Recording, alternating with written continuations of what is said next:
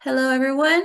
Today we'll be presenting Chapter 7, Learning Disabilities. Along with me today is my partner, Ayesha Mustansar, and I am Miss Cindy Castro. So let's just get on with this presentation. Okay, so first things first, we're going to do bell work. So the bell work today is Think Like a Teacher Challenge. The prompt is, you're a teacher and you have noticed one of your students is falling behind on their math work. List 3 possible strategies that you might try that could help them, but at least one must be fun or creative. So please take the time to type your answers down in the discussion forum and go ahead and pause the video while you do this bell work as I continue on to the next slide. Our SLOs. Students will be able to describe how the lives of people with learning disabilities have changed since the advent of the idea, explain the various definition and classification of learning disabilities, describes the characteristics and prevalence of children and youth with disabilities, list the causes and risk factors associated with learning disabilities, describe the assessment procedures used to identify learning disabilities in children and youth, and lastly, describe the different interventions of children and youth with learning disabilities from early childhood to adulthood.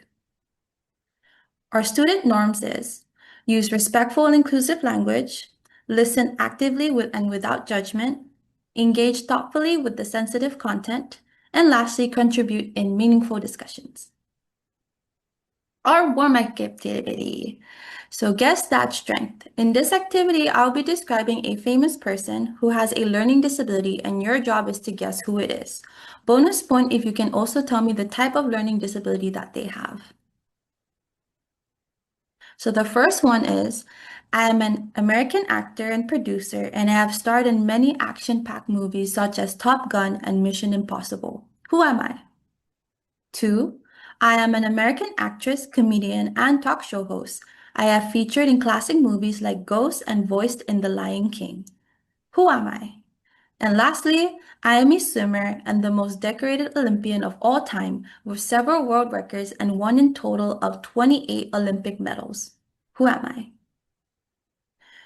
I look forward to seeing your answers in the discussion forums, and hopefully you can also figure out what type of learning disability that these famous people have. So go ahead and pause the video if you need time to do that activity, but I'll be moving on. So 7-1, a changing era in the lives of people with learning disabilities. Learning disability is often called invisible disabilities because learning disabilities affect people of all ages and through walks of life and cannot be detected simply just by appearance or behavior. It is most common to see indicators of possible learning disabilities in the early years of school.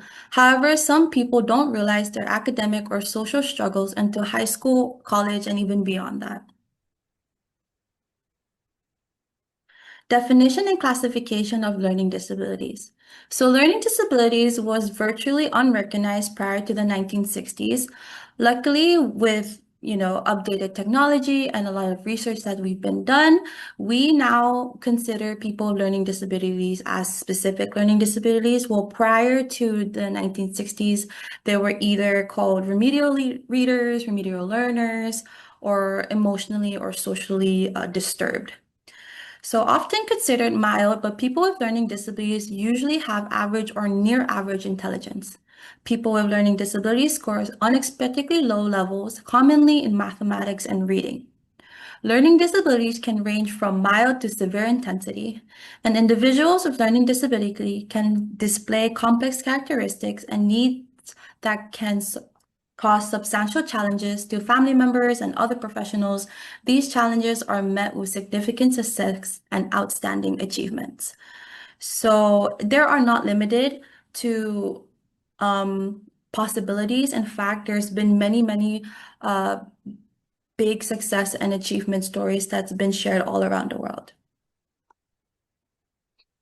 So here's the timeline and the rise of students with learning disabilities. So learning disabilities was represented 25% of all students with disabilities in 1975, meaning that out of 100 students with disabilities, 25 of them was diagnosed with learning disabilities. And then it rose higher to 49% in the 1999, and then decreased back to 36% in 2014. And we still see the changes in with the increase and decrease throughout time. Definitions. The definition of learning disabilities varies due to the field of unique evolution, rapid growth, strong interdiscipline nature, and the involvement of multiple disciplines. This can be medicine, psychology, speech and language, and education. So this definition is according to the Individuals with Disability Education Act idea of 2004. Specific learning disability is a means of any disorder in one or more of the basic psychological processes involved in understanding or in using language, spoken, written, which may manifest itself in an imperfectly ability to listen, think, speak, read, write, spell, or to do mathematical calculation. The term includes such condition as perceptual disabilities, brain injuries, minimal brain dysfunction, dyslexia, and developmental aphasia. The term does not include children who have learning challenges, which are primarily the result of hearing, visual, hearing, or motor disabilities, or intellectual disabilities of emotional disturbance or environmental, cultural, or economic disadvantages. So the reason why we decided to put this whole definition into the presentation today is just to show that this is the exact wording of what is listed on the IDEA Act. So we'll get further into that as we move on to this presentation. So these are the criteria for identifying a specific learning disabilities. So a team may determine a child has a specific learning disability if the child does not achieve adequately for the child's age or grade level standards in one or more of the 7 areas below. 1, oral expression. 2, listening comprehension. 3, written expression. 4, basic reading skills. 5, reading comprehension. 6, oops, I made a mistake on that one. And 7, mathematical reasonings. So an example is if a student is at 6th grade and around 6th grade, they should be around the ages of, I would say, 11 or 12.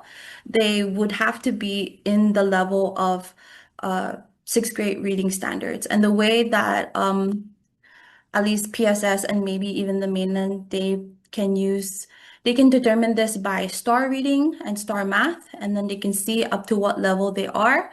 And children who are diagnosed with specific learning disabilities score way low. So although they're in the 6th grade, they would most likely score 3 grades lower. So it could be 3rd, 2nd, and 1st grade.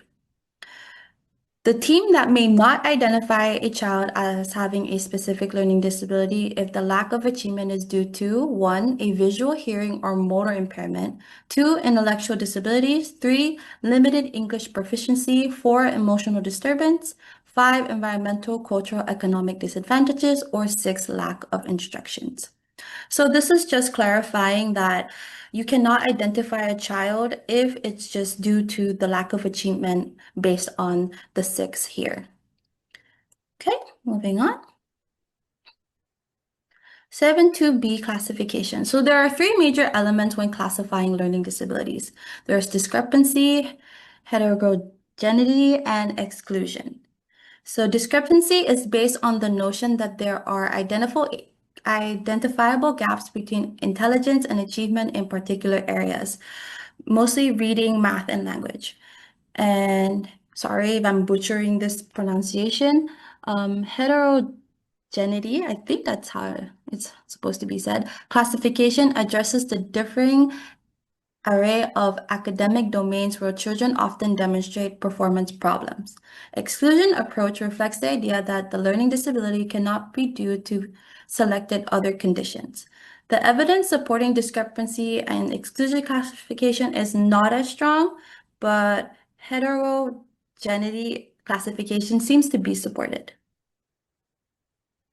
So the criteria for referral for special services and other types of education placement is 1, whether a child achieve commensurate with their age when provided with appropriate educational experiences, and two, whether the child has a severe discrepancy between achievement and intellectual ability in one of the more seven areas related to communication skills and mathematical abilities. 7.3, characteristics and prevalence of learning disabilities. So there are two types of research that has been addressing the identification of subgroups and subtypes. Those are subtypes and comorbidity. Subtype is investigates the characters of those who identify within the broad umbrella of learning disabilities, and comorbidity investigates the degree to those who exhibit evidence of multiple disabilities or conditions. So examples could be learning disabilities and communication disorders or personality disorder.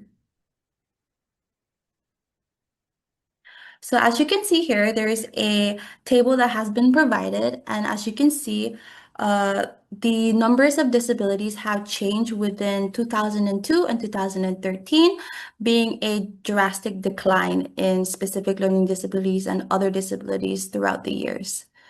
So go ahead and you can pause the video if you'd like to look further into this table. Okay. The prevalence of learning disabilities of students 6 to 21 of age. So 3.4% specific learning disabilities is what covers the total school population. 35% of that being specific learning disabilities and the 65% being other disabilities. So 7-3A, academic achievement. Reading has been found to be the most challenging among students with learning disabilities, more than any other academic performance. 60 to 90% of students with learning disabilities have reading difficulties. Specific challenges in reading may vary as there are many components when it comes to a reading process. For example, dyslexia. Dyslexia is a rare type of learning disability that impairs the ability to read. So dyslexia, how can I describe this? It's kind of viewing the words either backwards or it's moving or it's cut out like this. So there's a picture that's provided that gives somewhat of an example of what it'd be like to look through the lens of someone with dyslexia. Other challenges for academics, there are writing and spelling that can persist even into adulthoods, slow writing, spacing problems, and poor formation of letters, and basic skills like grasping a pencil and letter reversal such as mirror writing. So basic skills are usually covered like in elementary. They kind of teach you how to hold a pencil, but with someone with a specific learning disability, even grasping a pencil is very difficult for them. So we usually typically hold it like this. They have their own unique way of holding a pencil, thus limiting them to write properly, and it could tend to be a more poor formation of letters. Poor spelling are associated with other linguistic shortcomings and limitation in overall language abilities. There can be letter order confusion, immature pronunciation, and mapping sounds. So with someone with a learning disabilities, they can't really connect that this specific letter can make this sound, or they oftentimes would mistaken like H can make a ch sound, and then SH can make a sh sound. To someone with a learning disabilities, they can sound pretty similar and they can have difficulties differentiating between the two. Then there's also mathematics. Mathematics is considered difficult because individuals would often have trouble with simple math concepts. It can be counting, writing numbers, place values, and the basis of problem solving. 7.3b, intelligence. Intelligence and learning disabilities. Learning disabilities can occur in individuals with average or above average intelligence. Discrepancy between IQ and academic performance traditionally used to define learning disabilities. Intra-individual differences can be strong in math and weak in reading, common but not unique to learning disabilities. So there are times where someone can just be better at math and just not that good at reading because math doesn't really involve reading. Most of the time it just involves numbers. So they can grasp that concept, whereas if it were to be a word problem, they might have more difficulties with it because it involves reading. Cognitive processing, memory issues. Students may often forget or may often forget the materials quickly. So let's say you'll teach someone with a learning disability this concept or this vocabulary, and they master that vocabulary that day. But the next day, when you ask the student, "Hey, do you remember what this means?" they'll forget. So they can't maintain the memory of learning that vocabulary word. There's also things such as language development that often is impacted by the poor memory and attention problems. So that means like short attention span, distractibility, daydreaming, and selective attention issues, and just focusing on irrelevant stimuli.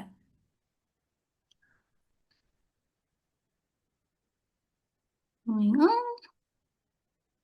Learning characteristics, there are visual perception, which is difficulty recognizing letter words as a whole pattern. There are troubles with figuring grounds of discrimination, which is focusing on text, and common issues such as letter reversal. So as the example given here, B and D, they look very similar. So oftentimes that could be mistaken for one another, and also word confusion such as sit and sat. And also just like the example I gave earlier, some words can sound like each other or can be mistaken as one another.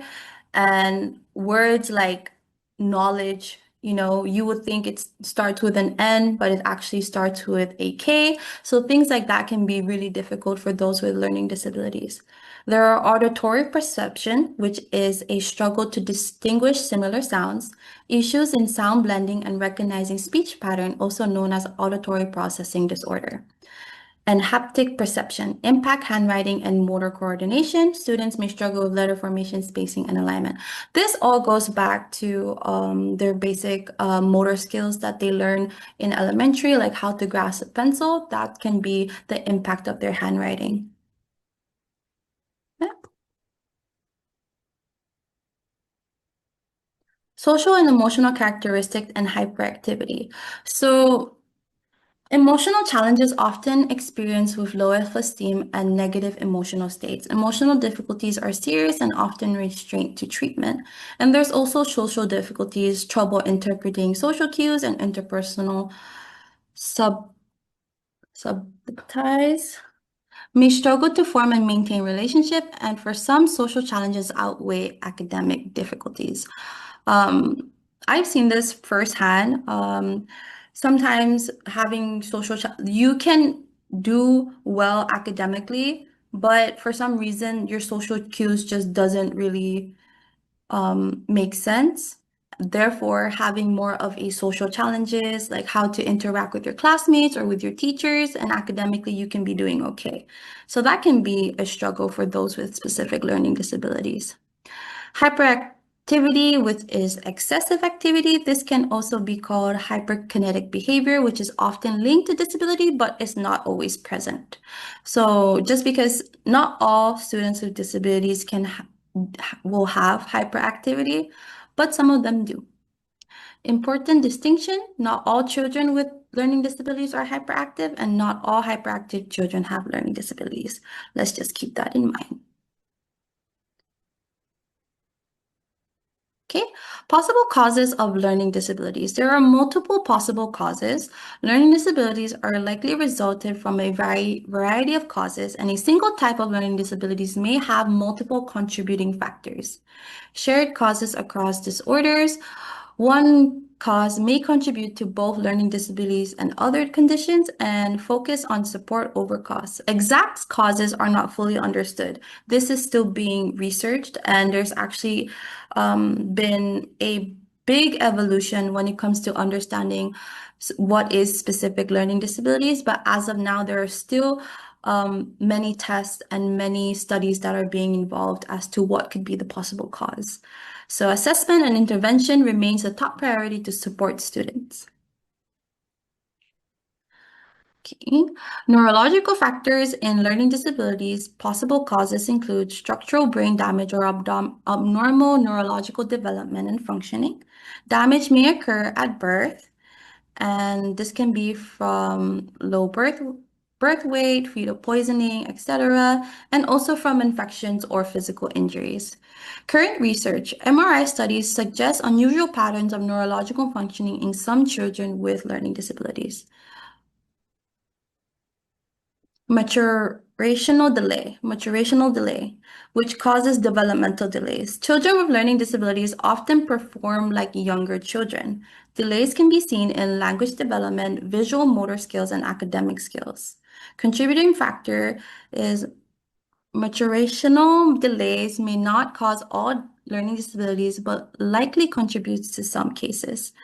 So the reason why children with learning disabilities often perform like younger children is because their vocabulary is very limited, so thus not being able to advance to kids their own age.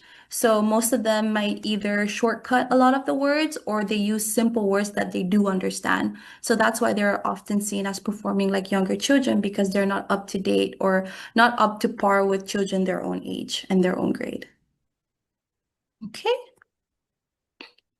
So I'll go ahead and pass this off to my partner, Miss Ayesha Mustansar. Yeah, now we'll be talking about genetic factors. So genetic factors may play a role in learning disabilities, as evidence from twin studies suggests that certain patterns of learning challenges can be inherited. So studies of identical twins show a higher likelihood of both of them having learning disabilities compared to fraternal twins. However, research does warn us that difficult to separate the effects of heredity from environment, so that we can conclude that genes may increase risk, but environment really plays a key role. It does shape the outcome of the person. Now moving on to environmental factors. Learning disabilities can also result from environmental influence that impact development. Such examples can be exposure to toxins such as lead, maternal smoking, or alcohol use during pregnancy, stressful family environment, or poor nutrition. Educational environment is like inadequate or consistent instruction. So let's say a child is always absent from school, so they're not getting the proper instruction that is needed for their academic growth. And then we also have environmental factors that do not always cause learning disabilities, but they can worsen or trigger existing difficulties. Now we'll be moving on to identification and assessment. 7.7-5 talks about identification and assessment of learning disabilities. Assessment is not only about labeling a child, like, oh, okay, this child is like a slow learner, that he doesn't know how to solve math problem, or he doesn't know how to hold a pencil properly, but it's a process that provides information for effective interventions. How can we help this student? So the steps are screening, identification, placement, and specialized support. Decisions are based on data from multiple assessment tools, so you really have to assess. It's like a journey, so you have to assess the student, see where they are at, what they're struggling with, and how we can help them. And then the goal is to match student needs with appropriate services. Moving on, we have formal assessment involve standardized tests like IQ or achievement tests. With informal assessment can be teacher-made tools that measure specific goals. Norm reference tests are compare a student to peers. So comparing, okay, in the second grade, we can do addition and subtraction, but this child is not there yet. So that's an example.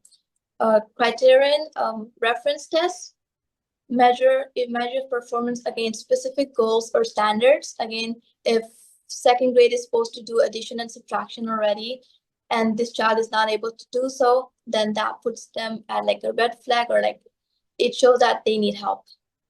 And then using both formal and informal assessment ensures a fuller understanding of the child's strengths and weaknesses. Moving on to screening and intelligence. Screening acts as an early warning system to identify children who may need further evaluation and support. Like I said, with screening, you see that a red flag and see like, okay, this student is struggling, how can we help them? So there's some questions that teachers or or instructors can ask is, should the child's abilities be investigated further? Are there possible disabilities? What intervention should begin right now to help them right there? And what are some long-term planning that is needed? For intelligence, children with learning disabilities usually have average or near average intelligence, like mentioned before, but their test results may not always reflect their true abilities. Reading, language, and memory difficulties can lower test performance. And this is an important reminder that just because they have a learning disability does not mean that they are they have low intelligence. Moving on to adaptive skill and academic achievement. Adaptive skills refer to how well a child manages everyday tasks and behaves in different environments. Students with learning disability may struggle with organization, independence, or social behavior. These skills are important for school success both inside and out of school. So for everyday activities, let's say the child is able to do the homework that is provided, that the child is able to do the math problem, but they keep forgetting it to bring the homework to school. They know that they're supposed to bring it, but they keep forgetting. So that's one thing that they're struggling with. The greatest challenge for students with learning disabilities are often in their academic performance. Assessment tools that may include these were provided from the book. Reading, we can use Woodcock reading mastery test and diagnostic reading skills. For math, we can use Key Math diagnostic test, Stanford diagnostic math test, and these assessments pinpoint where learning breakdowns occur and guide teachers in creating targeted instructions. Moving on to interventions and treatments. Effective interventions must be tailored to each student's unique needs. Focus is on research-based instructional practices. So teachers should provide the assessment that has research done, not just like, okay, whatever they feel like, okay, just without any like backed up research. We have to like really show it's not like one shoe fits all. Every student is different, so we have to see whatever's going to help them the best. We have response to intervention. RTI provides a three-tiered model of support. The goal is to address academic, behavioral, and social challenges before they become too severe. So for the screening, we have to screen them right when we sense something is wrong, something is off, so that in the long term we're not able to, or like we can stop it from getting worse and worse over time. And for elementary education programs, at the elementary level, interventions focus on fundamental skills and early support. Services target reading, writing, math, attention, and social development. Peer tutoring and explicit social skills instructions are often effective. Instruction is guided by data from the RTI framework. So here you can take a look at the tiers. We have the first tier intervention, which is a comprehensive, well-designed curriculum serving most students from 80 to 85% who are making adequate academic process. Then we have tier 2, more intensive and supplemental intervention enhancing progress for 10 to 15 of the students. Then on the top, we have tier 3, more specialized intense instruction needed by about 5% of the students. Moving on to mathematics instructions. Like mentioned before, students with learning disability often struggle in math areas like counting, problem solving, and understanding place value. Instruction strategies can include incorporated interactive hands-on learning tools. So like anything to give them like use their hands and like fine motor skills so that they can build memory and memorize those stuff. And an oral and written practice to strengthen memory of facts and structured step-by-step lessons. And lastly, we have technology-based programs can provide engaging practices. Moving on to reading instruction.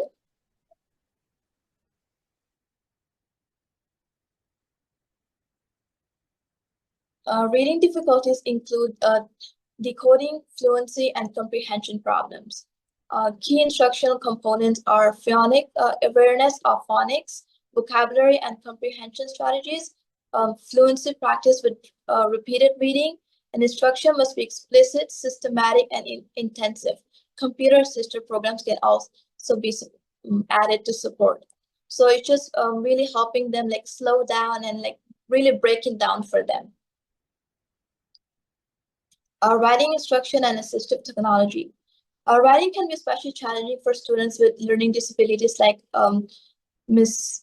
Castro mentioned before, but technology offers helpful tools.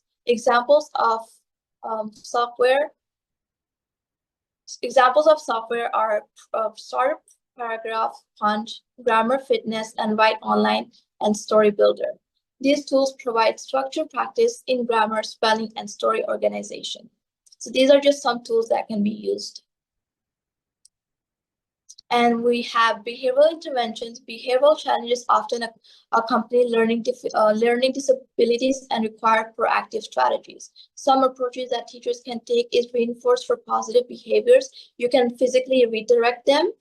Self-monitoring techniques to involve the child in seeing their progress and how they can help themselves.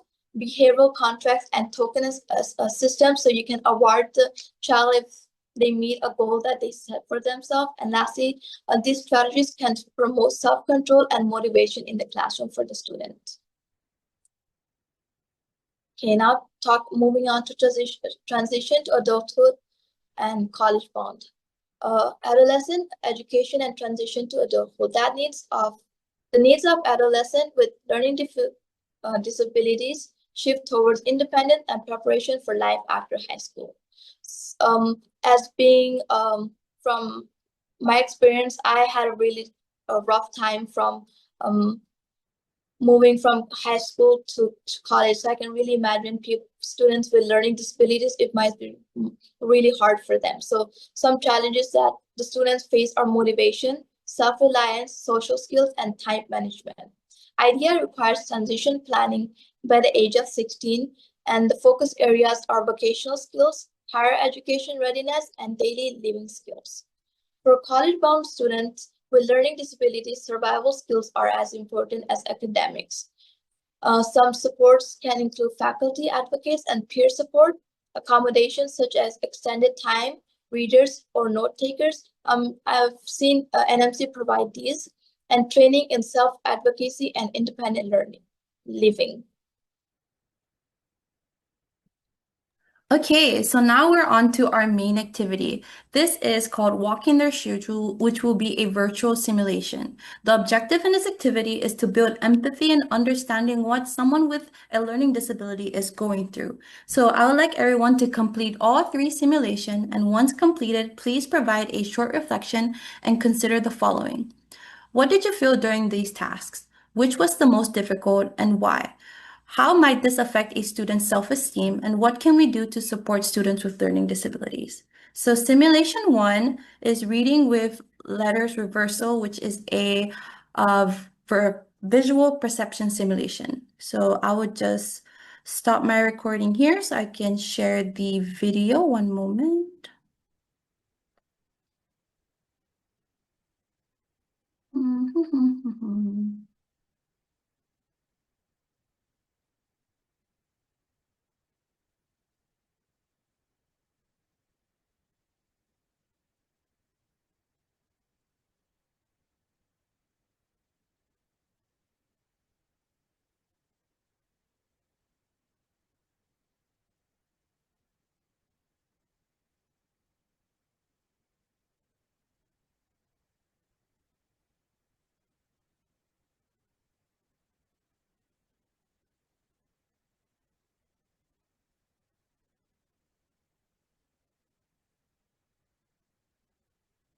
When I first started wearing 25 years ago, I was going toward something that just felt really, really good.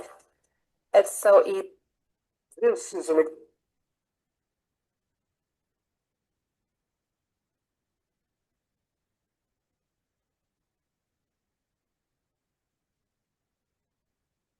Okay, so this is a simulation with someone who has dyslexia, which is a visual disability. So I'm going to go ahead and start the video.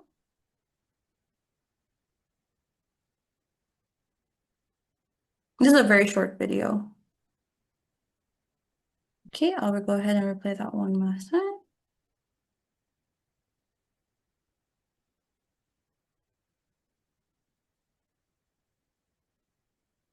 Okay. So as you can see there, you can go ahead and pause the video, replay the video if you'd like to go through the simulation again. But the next one I'm going to go over is the audio simulation.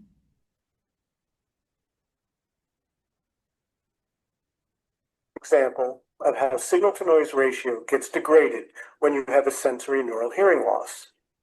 Right now, you hear my voice recorded relatively clean, with a minimum of ambience. Now, an air conditioner is added to the background. If you have normal hearing, the air conditioner sound will not interfere very much with your understanding of what I am saying. But to a person with a serious hearing loss, the air conditioner sounds at least 11 dB louder, like this. Add in some high frequency loss, this, and it is often extremely difficult to understand what's being said. Even when you can't understand the words, you can get very fatigued, especially if it's mostly quiet, really words are relatively noisy to someone with hearing aids. The problem is worse with a speech babble, for example, in a relatively busy restaurant. Here is how a normal person might hear the balance of speech to noise. But a person with hearing loss has much more trouble picking up a person speaking, as you can hear now.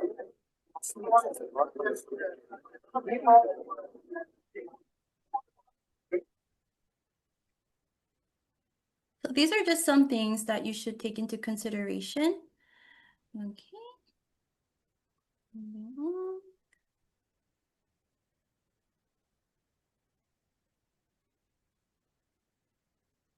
And lastly, our other simulation that you will have to go through is writing with your non-dominant hand, and this is motor coordination.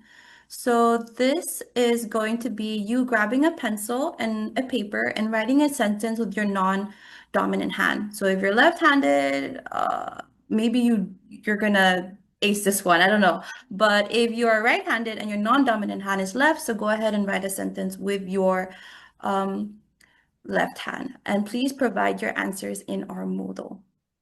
Okay. Okay, now we'll be moving on to the assessment. For assessment, we have Kahoot. Please finish the Chapter 7 Learning Disabilities Kahoot on your own time.